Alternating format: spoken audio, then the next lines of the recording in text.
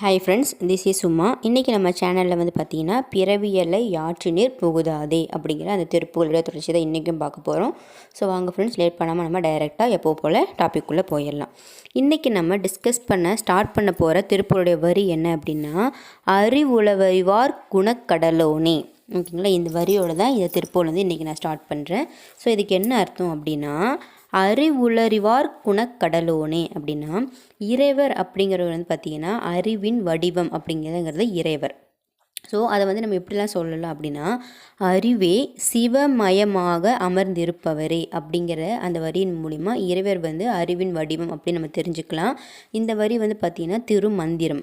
அதுவே அறிவு திருமேனி அப்படிங்கிற இந்த வரி வந்து பார்த்திங்கன்னா திருப்புகழ். அப்போ கந்த புராணமில் ஞானந்தான் உருவாகிய நாயகன் அப்படிங்கிறது கந்த புராணம்.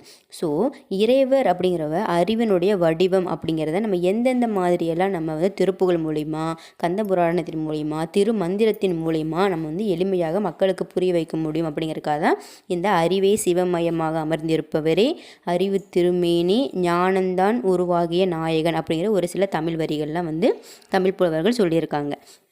ஸோ அப்படி அறிவு மயமாக இருக்கக்கூடிய இறைவர் வந்து பார்த்திங்கன்னா அவரை அறிவினால்தான் அறிதல் வேண்டும். ஏன்னா அறிவால் மட்டும்தான் அறிவை வந்து அறிந்து கொள்ள முடியும். அதே மாதிரி அறிவினோட மயமாக, அதாவது அறிவினுடைய மயமே அப்படின்னா இறைவன்.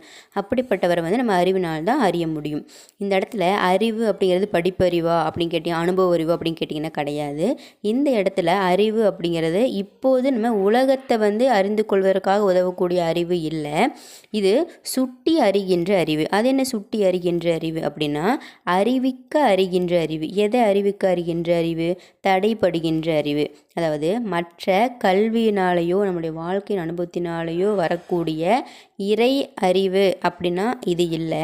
இந்த அறிவு முற்றிலும் வந்து பார்த்திங்கன்னா எல்லாமே அற்றப்பின், நமக்கு எதுவுமே வேண்டாம், கடவுளுடைய திருவருள் மட்டும் நமக்கு கிடைச்சா போதும் அப்படிங்கிற அந்த திருவருள் அறிவு. ஸோ இது வந்து நார்மலாக இருக்கக்கூடிய படிப்பினால் வரக்கூடிய கல்வி அறிவு, அனுபவத்தில் வரக்கூடிய அனுபவ அறிவில் இல்லை. கடவுளை அறிவின் வடிவாக இருக்கக்கூடிய கடவுளை வந்து நம்ம திருவருள் ஆகிய அறிவினால் நம்ம இறைவனை வந்து அறிய வேண்டும்.